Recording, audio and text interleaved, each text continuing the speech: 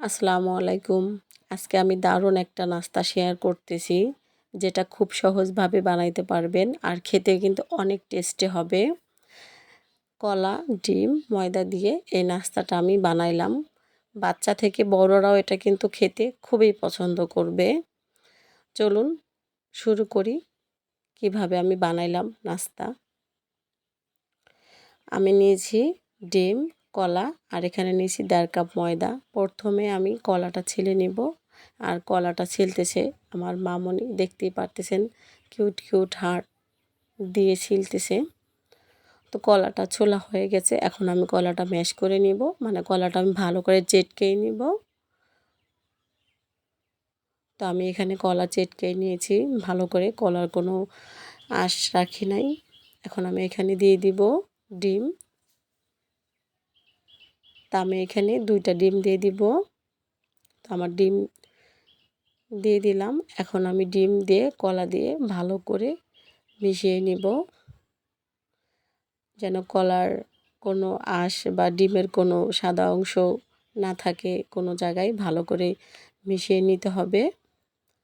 তা আমার কিন্তু মিশানো হয়ে গেছে। এখন আমি এখানে ময়দা দিয়ে দিব। আমি এখানে কিন্তু 1.5 কাপ ময়দা নিয়েছি। তো ময়দাগুলো আমি এখানে ঢেলে দিলাম, দিয়ে দিলাম স্বাদ মতো লবণ। আর এখানে বেকিং পাউডার দিয়ে দিতে হবে মাপ মতো। আমি 3 চা চামচ বেকিং পাউডার দিলাম। এটা দেওয়া কিন্তু খুবই গুরুত্বপূর্ণ। এটা কম বেশি হলে হবে না, এটা মাপ মতো দিতে হবে। আর আমি এখানে 1 চামচ চিনি দিয়েছি। আপনারা মিষ্টি যদি একটু বেশি খান তো চিনির পরিমাণটা বাড়িয়ে কমিয়ে নিতে পারেন। আর পানি দিচ্ছি অল্প অল্প করে, এখানে একবারে বেশি পানি দেওয়া যাবে না, অল্প অল্প করে দিতে হবে। আর ডোটা বানাইতে হবে যেন বেশি পাতলা আবার বেশি ঘন না হয়। তো আমি ভালো করে মিশিয়ে নিলাম ডোটা, যেন কোনো আটার দলা কোনো জায়গায় না থাকে। এটা ভালো করে মিশাইতে হবে। আপনারা চাইলে হাত দিয়ে মিশিয়ে নিতে পারেন। তো আমার কিন্তু হয়ে গেছে ডোটা। আর দেখুন আমি কিন্তু খুব পাতলা বা বেশি ঘন করিনি, মিডিয়ামভাবে করছি।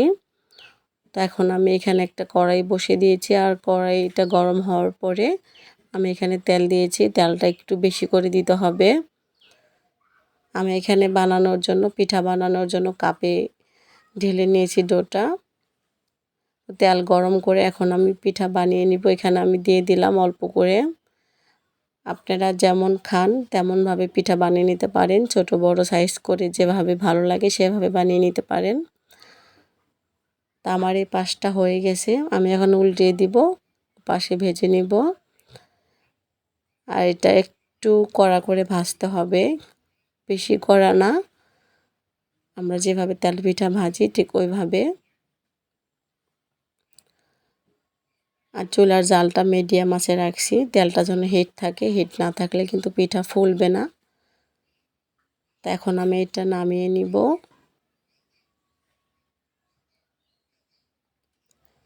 তা আমি এখন এটা নামিয়ে নিলাম। আর আমার সবগুলো কিন্তু হয়ে গেছে। দেখুন কত ফুলকো ফুলকো হয়েছে। আমি আপনাদেরকে একটা ভেঙে দেখাচ্ছি। দেখুন কত নরম আর কত ফুলকো ফুলকো। তা আমার ডিম রেসিপির নাস্তাটা যদি ভালো লাগে আমার চ্যানেলটা সাবস্ক্রাইব করে রাখবেন, একটা লাইক দিয়ে শেয়ার করে দিবেন। আপনাদের ভালোবাসায় আমার অনুপ্রেরণা, সবসময় পাশে থাকবেন। সবাই সুস্থ থাকবেন, দেখা হবে পরে কোনো ভিডিওতে। আল্লাহ হাফেজ।